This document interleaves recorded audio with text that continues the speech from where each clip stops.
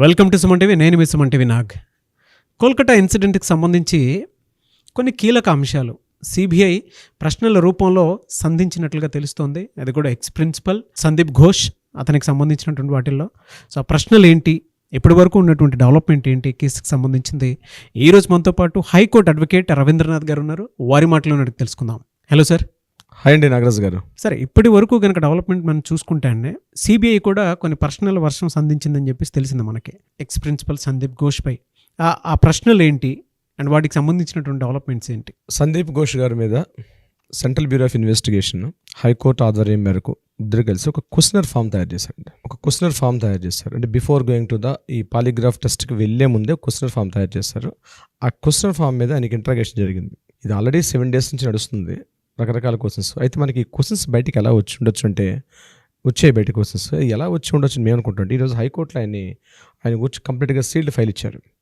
So హైకోర్టులో ఆ open form ఉంటుంది కాబట్టి అక్కడి నుంచి బహుశా విని ఉంటారు. ఇవి మీడియా గెస్ట్ చేసిన క్వశ్చన్స్ కాదండి, బహుశా అఫీషియల్గా ఉన్నటువంటి క్వశ్చన్స్ అవి. దీనికన్నా ముందు నాగరాజ్ గారు ఇప్పుడు అందిన తాజా వార్త ఏంటంటే, ఆయన ఇంట్రాగేషన్ సందీప్ ఘోష్ గారి తలక మొబైల్ చాట్ లిస్ట్లో డైరెక్ట్గా మమతా బెనర్జీ గారితో మాట్లాడుతున్న కాంటాక్ట్ లిస్ట్ దొరికింది. ఇది జస్ట్ ఇప్పుడైన ఇన్ఫర్మేషను. ఇది కాకుండా ఆ కాలేజీలో మమతా బెనర్జీ 2022లో ఈయన బర్త్డే డేట్కి స్పెషల్గా ఒక లెటర్ రాస్తే బ్లెస్సింగ్స్ చెప్తూ విషెస్ చెప్తూ రాశారు. ఒక రాష్ట్ర సీఎం డైరెక్ట్గా ఒక కాలేజీ ప్రిన్సిపాల్కి ఉన్నటువంటి సంబంధం ఏమిటి? ఎంతోమంది అఫీషియల్స్ ఉంటారు. అట్లాంటిది ఒక కాలేజీ ప్రిన్సిపాల్కి, ఒక గవర్నమెంట్ కాలేజీ ప్రిన్సిపాల్కి. సో ఈ సంఘటన సంబంధించి మమతా బెనర్జీ మీద కూడా మనం అనుమానించాల్సిన అవసరం ఉందన్నమాట. ఇది రీసెంట్గా సిబిఐ ఇన్వెస్టిగేషన్లో ఆ యొక్క బర్త్డే విషెస్ చేస్తున్నటువంటి లెటర్ కూడా దొరికిందండి. ఒక కాలేజీ ప్రిన్సిపాల్కి మమతా బెనర్జీ డైరెక్ట్గా విషెస్ చెప్తూ చూస్తున్న లెటర్. సో అది ఈరోజు ఇప్పటివరకు మనకు అందిన తాజా వార్తలు ఏంటంటే, అది కీ పాయింట్గా మిగిలే అవకాశం ఉంది. ఇది బహుశా దీని మీద నేనేమనుకుంటుంటే మమతా బెనర్జీని కూడా ఇంట్రాగేట్ చేసే అవకాశం ఉంటుంది. ఒక లింక్ దొరికిందంటే ఆ లింక్కి వెళ్తారు. మరి మమతా బెనర్జీని కూడా ఇంట్రాగేట్ చేస్తారా అంటే భవిష్యత్తు నిర్ణయిస్తుందండి దానికి సంబంధించి కారణానికి. ఇక మనం విషయానికి వస్తే, ఈ 10 ప్రశ్నలు ఏంటి అన్న విషయానికి వస్తే, ముందుగా వాళ్ళు వేసిన ప్రశ్న ఏంటంటే, ఇందులో సందీప్ ఘోష్ గారి యొక్క పాత్ర ఏమిటంటే, ఈ సంఘటన సంబంధించి అసలు ఈ ఇన్వాల్వ్మెంట్ ఎంతవరకు ఉంది అన్న క్వశ్చన్ని ఫస్ట్ పాయింట్కి డిక్లేర్ చేశారు సార్. సెకండ్ పాయింట్, ఈ సంఘటన తర్వాత మీరు ఎవరిని కలిశారు, ఫస్ట్ ఎవరిని కలిశారు ఈ సంఘటన సంబంధించి. This is the second point in this question form. Third question, victim బాడీని చూడడానికి పేరెంట్స్ని మీరు ఎందుకు 3 hours పాటు వెయిట్ చేయించారు? పేరెంట్స్కి ఇన్ఫామ్ చేశారు. ఇన్ఫామ్ చేసిన పేరెంట్స్ని 3 hours పాటు లోపలికి అలౌ చేయకుండా మీరు ఎందుకు అక్కడ వాళ్ళని వెయిట్ చేయించారు అన్న విషయం. అంటే పేరెంట్స్కి బహుశా వీలు చేయలేదు, మరి కాలేజీ ఫ్రెండ్స్ అని చేశారేమో. పేరెంట్స్ అయితే వచ్చారు కాలేజ్ దగ్గరికి, వచ్చిన తర్వాత కాలేజీ ఆ సెమినార్ హాల్కి వెళ్లకుండా అక్కడ వెయిట్ చేయించారు. ఒక పేరెంట్స్కి ఎంత నరకయాతనండి. అక్కడ తన కూతురు అక్కడ చనిపోయి ఉంటుంది, చనిపోయిందని తెలుసు, ఏ స్థితిలో ఉందో తెలియదు. ఆ పేరెంట్స్కి ఆ 3 గంటల పాటు ఎంత నరక యాతన అనుభవించుంటారు నాగరాజ్ గారు.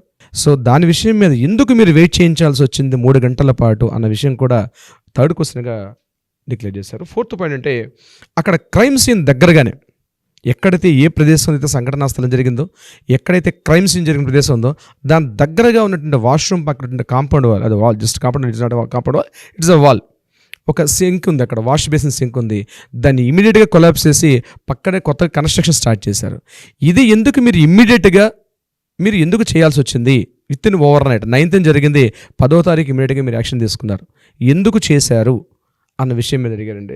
తర్వాత క్వశ్చన్, మీరు హోమిసైడ్కి ఎప్పుడు ఇన్ఫామ్ చేశారు అంటే, ఇన్ఫార్మర్స్కి, ఇక్కడ హోమిసైడ్ అంటే క్వశ్చన్ అంటే నేరస్తులకి ఇన్ఫామ్ చేసినట్టుగా మనం ముందుగా ఒకసారి కూడా చెప్పాము. నేరస్తులు డైరెక్ట్గా కాంటాక్ట్స్ ఉన్న సందర్భం ఏమో ఈ హోమిసైడ్కి మీరు ఎప్పుడు ఇన్ఫామ్ చేశారని క్వశ్చన్ చేశారు. తర్వాత ఈ సంఘటన సందర్భం మీకు తెలిసిన తర్వాత మీకు ఎవరు ఇన్ఫామ్ చేశారు ఈ సంఘటన?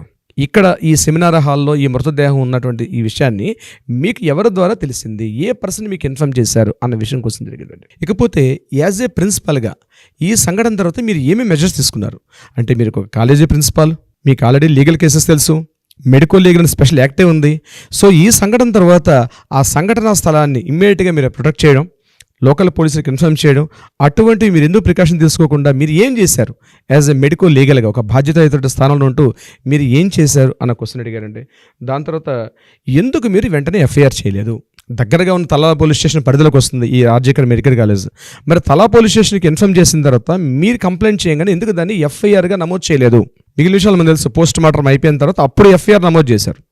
దీనికన్నా ముందు ఇంకొకటి కూడా వీళ్ళు చేసిన తప్పు ఏంటంటే, అన్యాచురల్ డెత్ అన్నారు వీళ్ళు. అంటే without post mortem report unnatural death ఎట్లా డిక్లేర్ చేశారు మీరు? అక్కడ చూస్తే ఆమె అర్ధనగ్న పరిస్థితిలో కళ్ళ నుంచి ముఖం నుంచి తన నోట్లో నుంచి అర్ధనగ్న స్థితిలో బాడీ అంతా కూడా ఒక అచేతనంగా పడినటువంటి స్థితిలో మీరు ఆ సీన్ చూసిన తర్వాత అన్యాచురల్ డెత్ అని మీకు మీరు ఎట్లా డిక్లేర్ చేస్తారని సుప్రీంకోర్టు కూడా హైలైట్ చేసింది. ఇదే క్వశ్చన్ ఫామ్ని మీరు ఎఫ్ఐఆర్ ఎందుకు నమోదు చేయలేదు, అన్యాచురల్ డెత్ అని ఎందుకు డిక్లేర్ చేశారు అని క్వశ్చన్ కూడా ఈయనకి వేయడం జరిగిందండి. అయితే ఎవరికి విషయం మీరు ముందుగా చెప్పారు, ఈ విషయం మీరు ముందుగా ఎవరికి చెప్పారు? ఆల్రెడీ ఇదే క్వశ్చన్ రిపీటెడ్ అంటే ఎవరికి ముందుగా చెప్పారంటే అఫీషియల్స్ పోలీస్ డిపార్ట్మెంట్లో వాళ్ళకి ఎవరికి మీరు ముందుగా చెప్పారు? డిపార్ట్మెంట్తో మీరు కలిసి పోలీస్ డిపార్ట్మెంట్లో ఎవరితో మీరు ముందుగా చెప్పారు అన్న విషయం మీద తెలియజేయండి. తర్వాత మెయిన్ ఎవరైతే కల్ప్రిట్ ఉన్నాడో సంజయ్ రాయ్, ఆ సంజయ్ రాయ్కి మీకు ఎటువంటి సంబంధం ఉంది అన్న క్వశ్చన్ మీద చాలా ఎక్కువసేపు కూర్చున్నారండి. ఎందుకంటే సంజయ్ రాయ్ అనే వ్యక్తి పోలీస్ అవుట్ పోస్ట్లో ఉండాల్సిన వ్యక్తి అయినా అవుట్ పోస్ట్లో ఒక పోలీస్ డిపార్ట్మెంట్కి పోలీస్ అఫీషియల్స్కి ఈయన ఒక సివిక్ వాలంటీర్.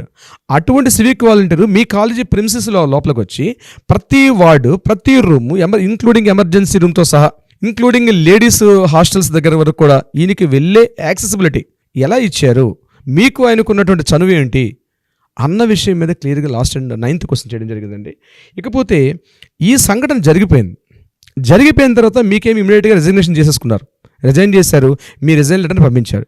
ఎందుకు మీరు రిజైన్ చేయాల్సి వచ్చింది, ఎందుకు మీరు ఎస్పెషల్లీ రిజైన్ చేశారు ఇమ్మీడియట్గా? దాని వెనకాల కారణం అంటే లేదా మీరే చేశారా, లేకపోతే మీరు అలా రిజైన్ చేయమని చెప్పి మిమ్మల్ని ఎవరైనా ప్రోత్సహించారా, మీకు మీరుగా తీసుకున్న డెసిషనా, లేకపోతే మీ మీద ఎవరైనా ఇన్ఫ్లుయెన్స్ ఉందా అన్న విషయం మీద కూడా 10 క్వశ్చన్స్ సంధించారు. ఈ 10 క్వశ్చన్స్ అన్నీ మనం మెయిన్ పాయింట్స్ అనుకుంటామంటే చాలా క్వశ్చన్స్ ఉంటాయి. ఈరోజు మనకి కోర్టులో అక్కడ సబ్మిషన్ చేసిన ఫార్మ్స్ ప్రకారం మనకు తెలుస్తున్నాయి, కానీ మెయిన్ 10 క్వశ్చన్స్ ఉండవండి. చాలా పారామీటర్స్లో డిస్కషన్ చేస్తుంటారు. ఈరోజు ఎఫ్ఐఆర్లో ఈరోజు ఆయనకి మనకి ఈ టెస్ట్ కూడా అయింది, ఈ పాలిగ్రాఫ్ టెస్ట్ కూడా అయింది. అంటే ఈయన చెప్తున్న క్వశ్చన్స్కి పాలిగ్రాఫ్ టెస్ట్కి సింక్ అవుతుందా లేదా అంటే పాలిగ్రాఫ్ టెస్ట్లో పర్సన్ ఆడు కూర్చోబెడతారు, లైవ్లో కూర్చోబెట్టి ఆయన షర్ట్ ప్యాంట్స్ ఇప్పిస్తారండి. ఇప్పేసి జస్ట్ అండర్వేర్తో ఉంటాడు అక్కడ. ఆయన బాడీ మీద ఎలా ఉంటాయంటే మనం లాస్ట్ టైం చెప్పాను కదా, ఈసీజీలో ఎలా అయితే చేస్తారో ఆ టోటల్గా ఎలక్ట్రో క్లఫ్స్ అంటారు, హార్ట్ క్లఫ్స్ అంటారు. ఆ హార్ట్ క్లఫ్స్ అన్ని పాయింట్లో బాడీ మొత్తం పెట్టి ఈవెన్ ఫింగర్కి అన్నిటి కూడా ఎలక్ట్రో కోడ్స్ని పుటప్ చేశాక చైర్లో కూర్చున్నప్పుడు ఈ క్వశ్చన్స్ అడుగుతారు. ఆయన బ్రీత్ ఎలా ఉంది, ఆయన స్వెట్టింగ్ ఎలా వస్తుంది, ఆయన హార్ట్ పల్స్ రేట్ ఎలా ఉంది, ఇవన్నీ టెస్ట్ చేస్తారు. ఈ క్వశ్చన్స్ అన్ని అడుగుతూ ఇది కూడా కొంతమంది నిపుణుల సమక్షంలో జరుగుతుంది. ఇదంతా కూడా కేవలం అక్కడే ఉండరు, ఇదంతా ఇట్స్ రికార్డెడ్ వర్క్ అన్నమాట. సో ఇదంతా కూడా సంజయ్ రాయ్ మీద జరిగింది. ఈ 10 క్వశ్చన్స్ మీద ఏం ఆన్సర్ వచ్చింది, ఆయన ఎలా స్పందించాడు, బహుశా ఇవన్నీ కూడా మనకి రేపు మధ్యాహ్నం కల్లా మిగిలిన రిజల్ట్స్ కూడా రావచ్చు నాగరాజు గారు. ఏదేమైనప్పుడు కూడా సందీప్ ఘోష్ యొక్క పాత్ర మాత్రం ఇక్కడ క్లియర్గా కనిపిస్తుందండి. ఒక బాధ్యతాయుతుడి ఒక ప్రిన్సిపాల్ స్థానంలో ఉండు, అది మెడికో అయి ఉండి కూడా ఒక లీగల్గా ఉన్నటువంటి మెడికో లీగల్ అంటారు ఇట్లాంటి కేసెస్ని ఉండి కూడా ఈయన తన బాధ్యత సక్రమంగా నిర్వర్తించలేకపోయాడు. అది క్లియర్గా కనిపిస్తుంది ఇక్కడ.